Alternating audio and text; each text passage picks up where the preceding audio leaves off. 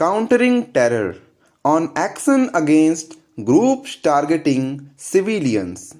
All nations must come together against groups targeting civilians. External Affairs Minister S. Jaishankar's listing of 4 hurdles to better counterterrorism cooperation, that is, state support for financing terror, multilateral mechanisms that are opaque and agenda driven, double standards and politicization of countering terrorism according to where terror groups belong, and the next frontier, the use of emerging technologies such as drones and virtual currency by terrorists, needs attention. The focus of the UNSC special briefing on Thursday, Global Counterterrorism Approach, that was convened by India, is well timed given that the global war on terrorism and the sanctions regimes launched after 9/11 are in disarray.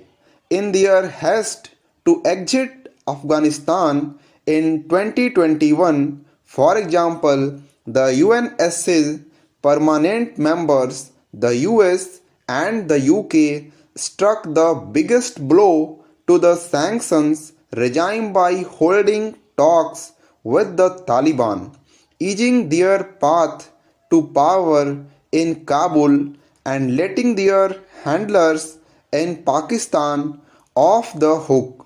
Second, as Mr. Jaishankar has pointed out, a P5 country, China, continues to block the designations of Pakistan-based terrorists, including 5 named this year from the LET and the GEM.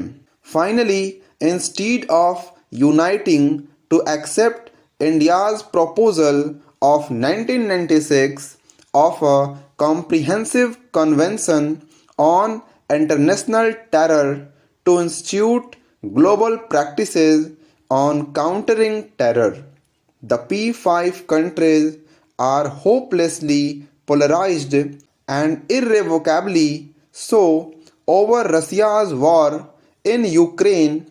Given the scenario, New Delhi's attempt at highlighting the issues during the last few weeks of its 2-year UNSC tenure was apt, as it built up to the briefing with conferences in India, including a UN counter-terrorism committee meeting, the No Money for Terror conference, and an Interpol conference.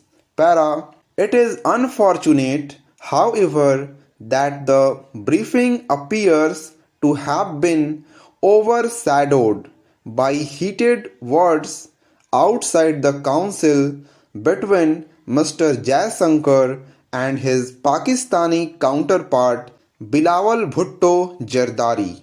In response to Mr. Jaishankar's comments on Pakistan being the epicenter of terrorism, Mr. Bhutto chose to launch a personal tirade against Prime Minister Narendra Modi and the 2002 Gujarat riots, that Pakistan's dossier on what it claims is an Indian hand behind a blast in Lahore essentially pertains to an attack on the 26/11 terrorist strikes mastermind, and late Chief Hafiz Saeed is equally telling about the Pakistan government's regard for him, as well as its desire to muddy the global narrative on terrorism.